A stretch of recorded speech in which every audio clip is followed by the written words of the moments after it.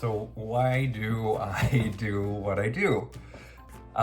So when I was in high school, I was definitely like a music kid.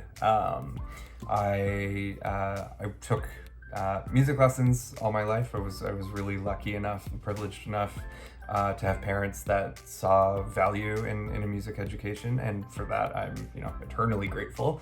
And then once I got to high school, I really just that was the niche that I found that I loved the most, was just being being in a place, even at a public school that had a really robust and healthy music program. So I took instrumental music, and I played the piano, and I played the saxophone, all three saxophones, baritone saxophone being my absolute favorite sound in the world. So I mean, that's definitely where it stemmed from.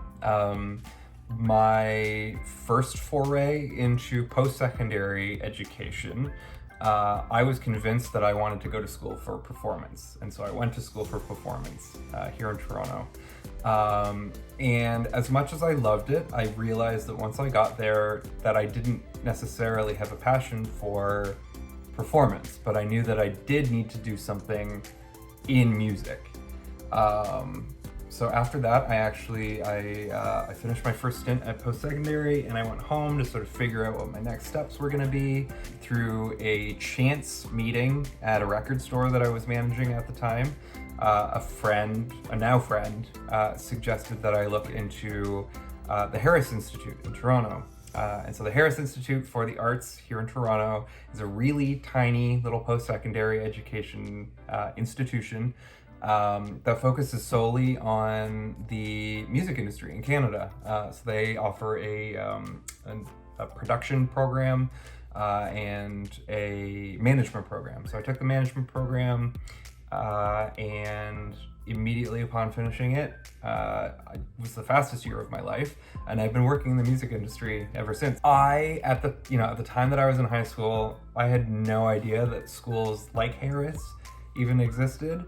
And I think in the time since I've been in high school, obviously Harris and the other smaller independent sort of, I guess they're technically private schools compared to universities, but even still, like lots of universities in Canada now offer courses at the very least, if not full programs, on music industry business, which is incredible, because when I decided to go to school for music performance, I think that had I known that there were programs available to me at university level or college levels that I could apply for, I probably would have done that, to be honest.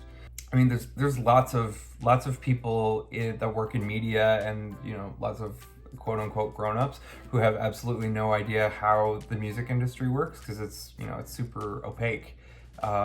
It's very sort of blurry, to an outsider looking in. So I think this resource that sort of breaks down who does what and how it all sort of fits together is absolutely invaluable. Things that I wish that I'd known about the music industry, or tips or tricks, I guess. I think that above all, the music industry may seem really big, but ultimately it's quite small. Despite Canada being a great big country, our music industry is pretty small, and you sort of reach a certain point where everybody knows everybody, but in a really good way. To that point, though, I think that this industry, especially in Canada, but certainly outside of it as well, it's an industry of relationships. So it is, in your best interest as someone starting out, to meet as many people as you can, as you sort of like comfortably can. Obviously that's weird right now with COVID, but the ability to network, and networking is something that you can definitely it's a skill that you can build on, certainly. But I think the ability to network and the ability to maintain, forge and maintain great working relationships, and just relationships within the industry, because you never know when someday you're going to need a favor from somebody that you met at a show, or you met at a party, or you met at a dinner once. Other than that, I think, especially for what I do, sort of like self-organization and time management and sort of like project management skills are certainly very handy. Project management specifically, with each artist, not only are you managing the artist, but you're managing the wider team. So you might be dealing with an agent for routing a tour, and then you're working with a full marketing team at a label to make sure that everything looks the right way and is on schedule. And then you're managing the publicist to ensure that they're getting the story right that you're trying to portray.